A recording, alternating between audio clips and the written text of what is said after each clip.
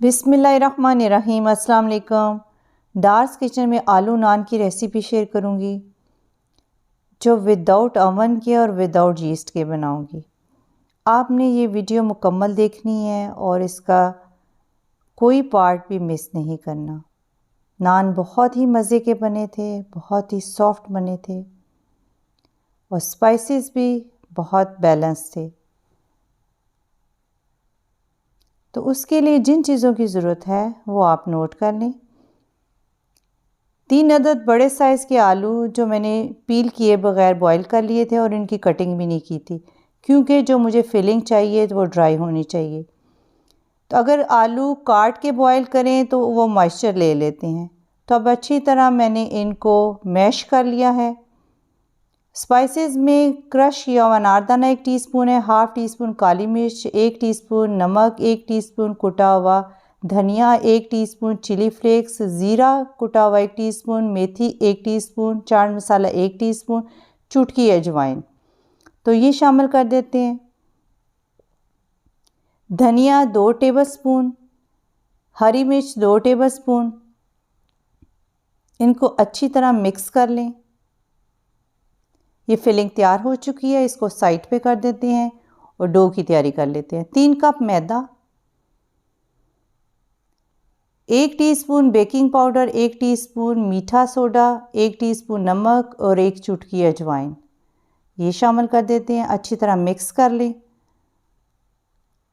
अब इसमें room temperature का दही 1.5 कप, फ्रिज का आपने यूज़ नहीं करना तो वो शामिल कर देते हैं और इसको स्पैचुला की मदद से अच्छी तरह मिक्स कर लें।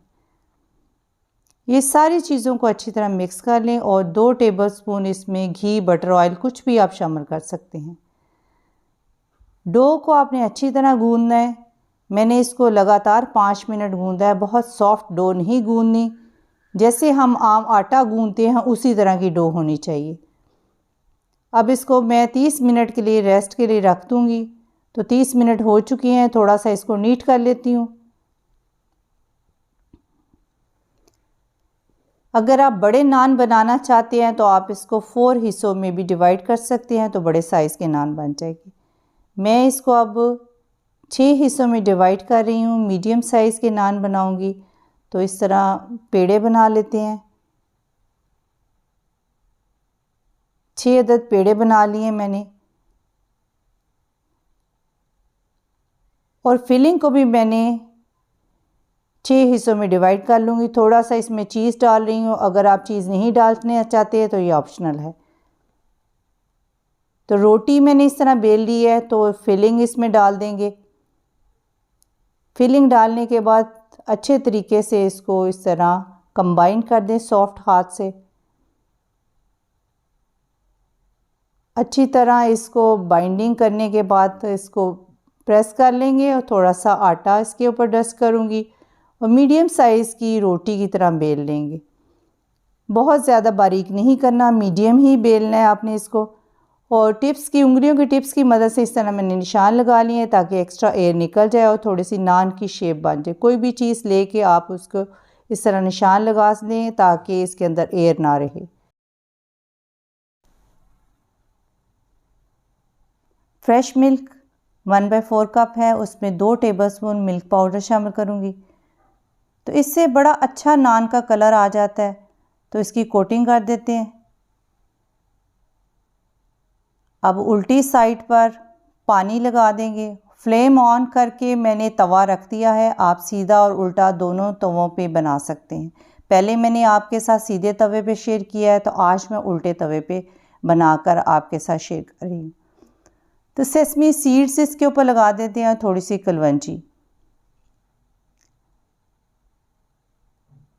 तवा बड़ा अच्छा गर्म हो चुका है, तो नान को उठा के तो तवे पे डाल देते हैं। पीछे पानी लगा हुआ है, तो तवे को अच्छी तरह गर्म होना चाहिए और अब फ्लेम को मैं मीडियम कर दूंगी। साथ साथ एडजस्ट करते रहें, फ्लेम तेज़ नहीं रखनी।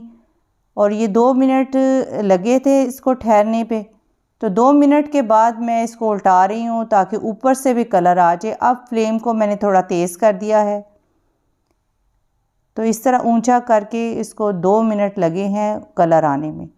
टोटल टाइम इसमें 4 से 5 मिनट लगे हैं। तो नान बड़ा अच्छा तैयार हो चुका है। इसके ऊपर घी लगा दिया है, बहुत ज़बरदस्त तैयार हुआ है। तो बाकी के नान भी तैयार कर लेते हैं, तो वो मैं आपको दूसरे तरीके से शेयर करती हूँ। तो एक पैन ले लिया है, तो इसके ऊपर ऑयल लगाऊंगी। तो उसी तरह नान बेल लिया था, तो इसके ऊपर डाल दूंगी। इस पर मैंने पानी नहीं लगाया, ढक्कन दे के 2 से 2.5 मिनट ये बेक होता रहेगा। ये ठहर चुका है, बिल्कुल ड्राई हो चुका है। ऊपर से ड्राई नहीं हुआ, नीचे से इसको कलर आया है। एक और आपको बना के दिखाती हूँ। थोड़ा सा ऑयल लगाया है मैंने पैन पे, मीडियम फ्लेम पे मैंने पैन रखा है। तो नान डाल दिया है, फिर 2 से 2.5 मिनट इसको रखूँगी ताकि थोड़ा सा ये बेक हो जाए। नीचे से इसको कलर आया, ऊपर से ये नहीं पका, ऊपर से कच्चा ही है। और एक और देखें आप इसी तरह। और अब एक अवन का जो जाली वाला ट्रे होता है, तो उस पर सेट कर दूँगी। ऊपर वाली रॉड मैंने ऑन कर दी है, तो अब ये वाले अवन पे रख दूँगी। यहाँ पे मेरे 1.5 से 2 मिनट लगे हैं, साथ साथ मैं हिलाती रही थी और बड़ा अच्छा नान के ऊपर कलर आ चुका है। 2 मिनट भी लग सकते हैं और 2 मिनट से पहले भी ये बेक हो सकते हैं। बस आपने इनको मॉनिटर करते रहना है। अब इसके ऊपर घी लगा रही हूँ, सब के ऊपर घी लगा दूँगी। बड़ी अच्छी खुशबू किचन में आ रही है, बहुत ही क्रिस्पी इस वक्त नान बने हैं। तो सॉफ़्ट का भी तरीका मैं आपको बताऊंगी कि अगर सॉफ़्ट खाना चाहते हैं तो उसका क्या तरीका है। ये वाला हमने टोटली चूल्हे पे बनाया है और तवे पे बनाया है। पहले तवे पे किया था, फिर फ्लेम के साथ इसके ऊपर कलर किया था। ये वाला ऊपर से कलर अवन में किया है और नीचे से ये तवे पे हुआ था। बहुत ही ज़बरदस्त नान तैयार हुए हैं। कितना अच्छा प्यारा कलर आया, नीचे से भी बड़ा अच्छा इसका कलर है, ऊपर से भी बड़ा अच्छा कलर है। सारे नान बहुत ज़बरदस्त तैयार हुए हैं। अगर आप चाहते हैं कि आपके नान सॉफ़्ट हों, तो वो तरीका भी मैं आपको बताती हूँ कि कैसे आप इसको सॉफ़्ट कर सकते हैं। जब हम तंदूर से नान लेके आते हैं तो घर लाने तक वो सॉफ़्ट हो चुके होते हैं, वहाँ से खाएं तो वो क्रिस्पी होते हैं। तो इस तरह मैंने एक पेपर रखा है और इसके ऊपर नैपकिन रख दूँगी। तो 5 मिनट पड़ा रहा था, तो ये देखिए नान हमारे कितने सॉफ़्ट हो चुके हैं। बहुत ही मज़े के बने थे, बहुत सॉफ़्ट बने हैं। मैं आपको खोल के भी दिखाती हूँ। ये वाला हमने टोटली तवे पे बनाया था, अवन पे इसको नहीं कलर दिया, इसको तवे पे और फ्लेम पे कलर दिया था। ये देखिए ये वाला भी कितना ज़बरदस्त सॉफ़्ट और मज़े का बना है। अंदर तक ये बेक हो चुका है और स्पाइसेस भी बहुत बैलेंस थे, बहुत ही मज़े की स्पाइसेस थी, बहुत चटपटा और मज़े का नान बना था। आप इसको बनाएं और अपनी फैमिली के साथ एंजॉय करें। और डार्स किचन को सब्सक्राइब, वीडियो को लाइक और फ्रेंड्स से शेयर करना मत भूलिएगा। अपना बहुत सारा ख्याल रखें, अपनी दुआ में याद रखें। अब इजाज़त दें, अल्लाह हाफिज़।